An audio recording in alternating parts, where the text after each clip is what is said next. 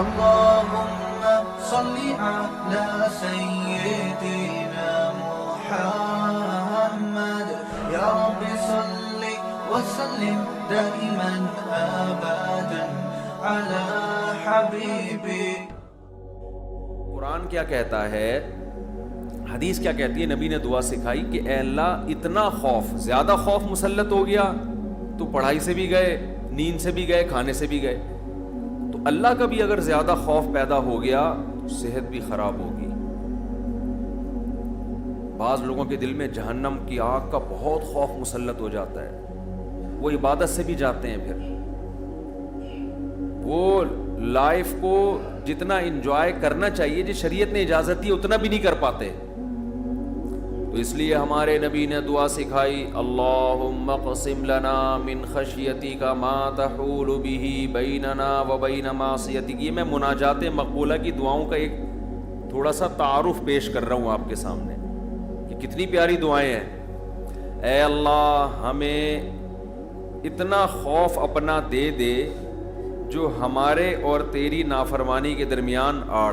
کیونکہ خوف کا مقصد ڈرنا برائے ڈرنا نہیں ہے، خوف کا مقصد ہے جہنم سے بچنا، اور وہ جب بچیں گے جب گناہ سے بچیں گے. تو کم سے کم اتنا خوف تو ہو کہ جب گناہ کی طرف دل مائل ہو تو تیرا خوف رکاوٹ بن جائے، گناہ سے روک لے ہم کو.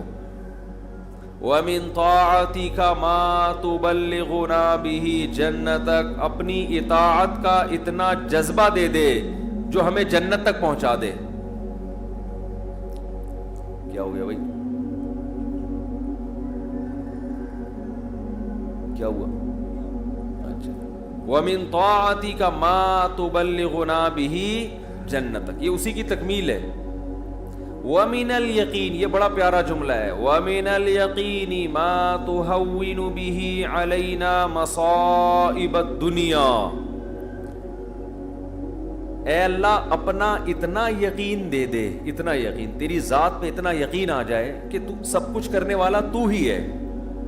اتنا یقین آ جائے کہ دنیا کی مصیبتیں ہلکی لگنے لگیں، ڈپریشن میں نہ جائیں ہم مصیبتوں کی وجہ سے.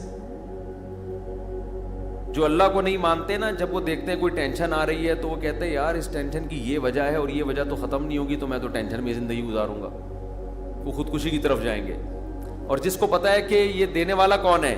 اللہ، وہ میرا خیر خواہ ہے، وہ مجھے سنورنے اور بنانے کے لیے دے رہا ہے، وہ یہ ٹینشن دور بھی کر سکتا ہے، وہ کسی سبب کا محتاج نہیں ہے، اس میں میرا فائدہ ہے، تو اس سے وہ ٹینشن کیا ہو جائے گی؟ ہلکی. تو اے اللہ اتنا یقین اپنا دے دے جس یقین کی وجہ سے دنیا کی مصیبتیں ہمیں ہلکی لگنے لگیں. اگر اتنا بھی یقین نہیں ہے تو یہ یقین نہیں ہے. وَمِنَ الْيَقِينِ مَا تُهَوِّنُ بِهِ عَلَيْنَا مَصَائِبَ الدُّنْيَا وَمَتِّعْنَا بِأَسْمَاعِنَا وَأَبْصَارِنَا وَقُوَّاتِنَا أَبَدًا مَا أَبْقَيْتَنَا. اے اللہ تو نے ہمیں آنکھ کی نعمت دی، سننے کی نعمت دی، بولنے کی نعمت دی، چلنے کی اور بات کرنے کی، یہ تمام نعمتیں جب تک ہماری زندگی ہے یہ نعمتیں ہم باقی رکھنا، معذوری سے ہمیں بچانا. سمجھ رہے ہو کہ نہیں سمجھ رہے؟ آج لوگ دولت مانگ رہے ہوتے ہیں، صحت کو فوکس نہیں کر رہے. آنکھ کی بینائی چلی جائے خدا نہ خواستہ، کیسی اندھیر زندگی ہے. سننے کی طاقت چلی جائے. وَمَتِّعْنَا بِأَسْمَاعِنَا وَأَبْصَارِنَا وَجَمِيعَ قُوَّاتِنَا أَبَدًا مَا أَبْقَيْتَنَا وَاجْعَلْهُ الْوَارِثَ مِنَّا. یہ اس سے بھی زیادہ خاندانی جملہ. کافر بھی چاہتا ہے کہ میری آنکھوں میں دیکھنے کی طاقت، کانوں میں سننے کی طاقت، زبان میں بولنے کی طاقت، میری تمام جو جسم کے پارٹس ہیں وہ صحیح رہیں تاکہ میں دنیا کی نعمتوں سے مزے اڑاؤں.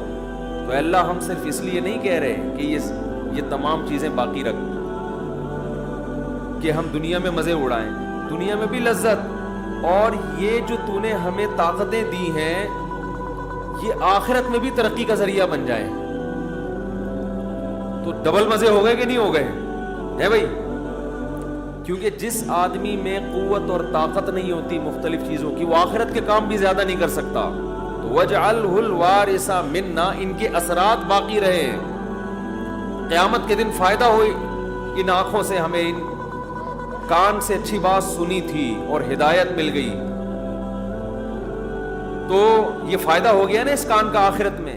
آنکھوں سے اچھی چیز دیکھی اور ہدایت مل گئی، اللہ کی نشانیاں دیکھی اور عبرت حاصل ہوئی ان آنکھوں سے، ماں باپ کی زیارت کی، بیت اللہ حج کی، اللہ کے گھر کی زیارت کی، تو یہ آنکھوں کی لذت بھی ہے، اور اس لذت سے دنیا کا فائدہ بھی اور آخرت کا فائدہ بھی.